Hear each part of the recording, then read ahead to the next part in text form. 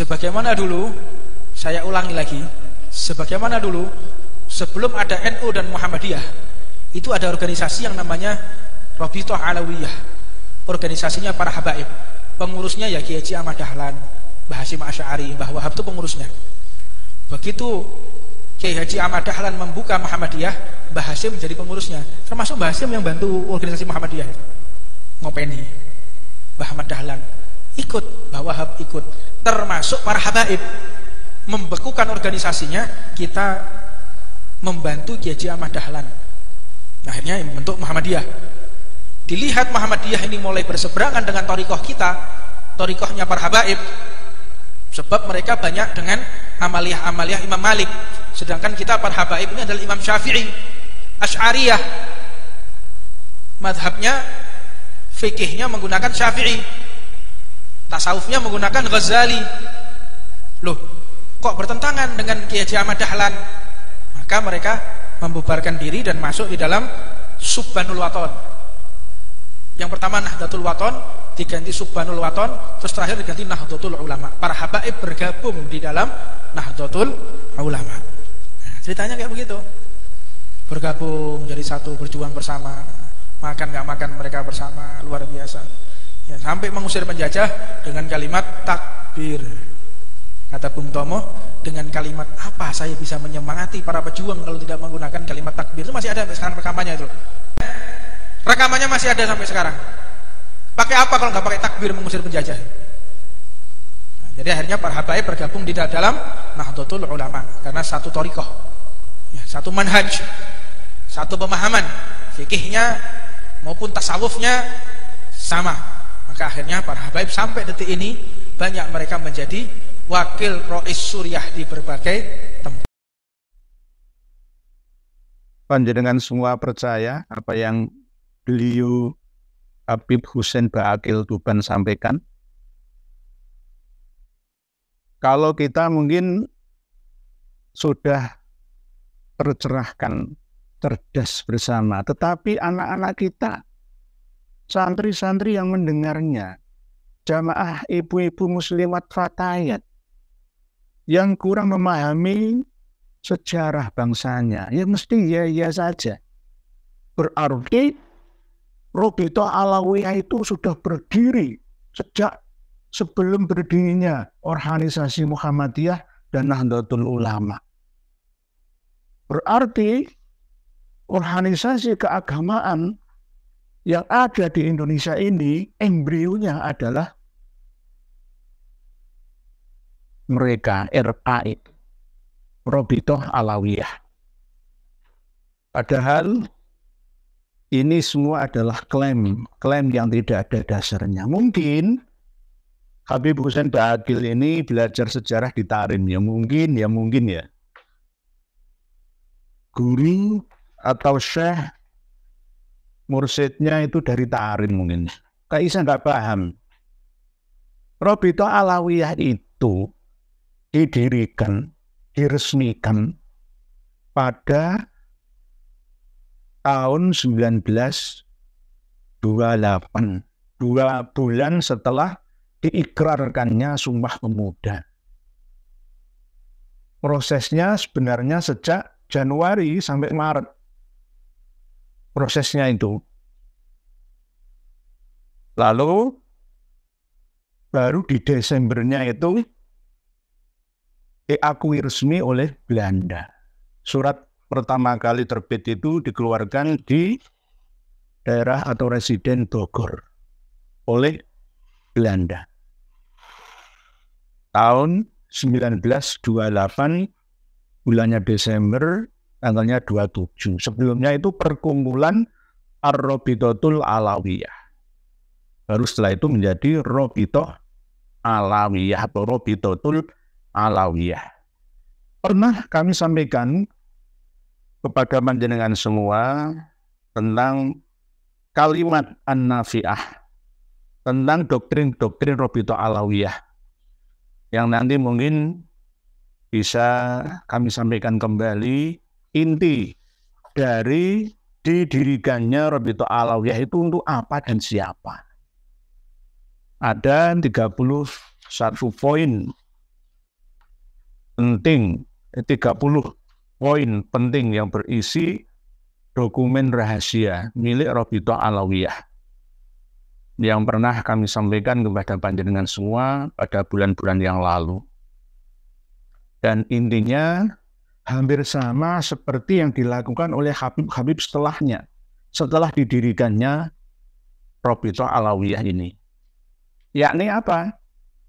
Berjuang untuk merubah sejarah. Tidak yang muda, tidak yang tua, sama saja. Habib Husain Ba'akil atau Ba'akil ya, Ba'akil Tuban ini kan masih muda, masih adik saya jauh. Tapi sudah terkontaminasi virus membius masyarakat untuk salah dalam memahami sejarah bangsanya sendiri.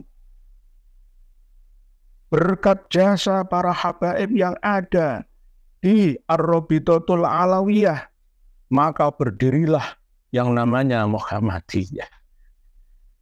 Ini gimana tahu tahun apa enggak? Ngerti tahun apa enggak? Pertama kali Ormas Islam berdiri tahun 1912 itu justru Muhammadiyah. 1912, 18 November 1912 sama 1928, pesen di Syiah 1928 loh. Hitung-hitungan itu TK loh ya, coba ya. Anak TK aja itu bisa mikir gitu ya. 27 Desember 1928. Lebih duluan 19 daripada 1912. Itu piye ngitungnya. Ngitungnya itu lebih gitu. Jadi kita dituntut untuk kritis. Bukan suudon, kritis. Karena saat ini kita yang lugu ini ternyata dikibuli ya oleh orang-orang yang tak tahu diri. Oleh sebab itu kebangkitan negeri kita ini dimulai dari awal abad 21 ini. Yakni kita harus kritis. Saling mengkoreksi. Saya dikoreksi, alhamdulillah. Saya pun mau mengoreksi dan siap untuk dikoreksi. Kalau salah saya akan mengaku salah dan membenahi kesalahan saya ini. Jadi informasi yang disampaikan oleh Habib Husain Ba'akil ini menyesatkan. Menyesatkan karena disengaja diulang 2 kali, berkali-kali ya. Mengakui bahwa jasa-jasa mereka inilah yang membuat negeri ini merdeka dari penjajahan koloni Walandi, company. Jadi jika tidak ada Habib, tidak ada para Habib yang ada di Indonesia atau Nusantara ini, maka negeri ini belum dan tidak akan pernah merdeka. Katanya seperti itu. Na'udzubillah, summa na'udzubillah. Ini menyakitkan hati seandainya Romo Kiai Muhammad Darwis Kauman Yogyakarta mendengarkan ceramah ini.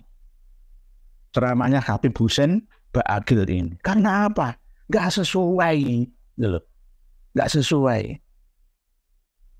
Romo Kiai Muhammad Darwis alias Kiai Haji Ahmad Dahlan.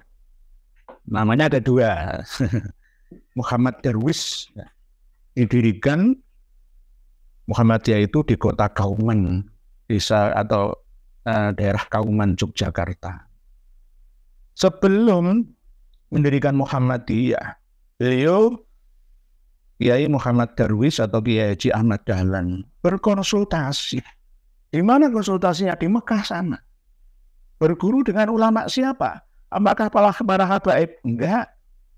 Berguru kepada Syekh Khotib Al-Minangkabawi, Syekh Nawawi Al-Bantani, Kiai Mas Abdullah As-Surabayai, Surabaya, dan Kiai Fakih Mas Kumambang Gresik sini. Itu gurunya, enggak ada Al-Habib Muhammad Al-Abbas, Al-Habib Muhammad Abdurrahman As-Segaf, enggak ada sejarahnya itu. Enggak ada sejarahnya. Nah, kalau memang ada secara formal restu-restu para Habib itu ya wajar, silaturahmi itu kan ya wajar ya.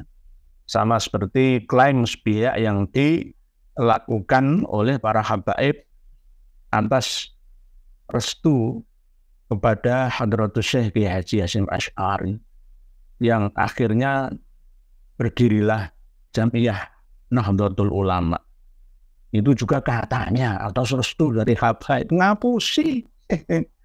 Justru NU berdiri itu atas restu dari Mbah Khalil Bangkalan melalui utusannya Romo Yai As'ad Syamsul Arifin Situbondo, didukung oleh Kiai sepuh sebelumnya Pak Yai Wahab Hasbullah, Pak Bisri Sansuri, Raden Asnawi Kudus.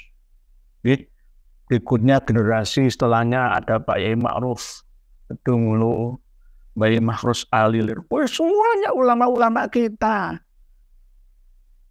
Tiba-tiba diklaim, wah semua jasa Habib. Jangan percaya. Jangan percaya. Inilah yang namanya pembohong. Merubah sejarah dulu, lalu setelah mantap pada posisi dipercaya oleh umat ini, maka umat ini akan dikemanakan, terserah dia, terserah mereka.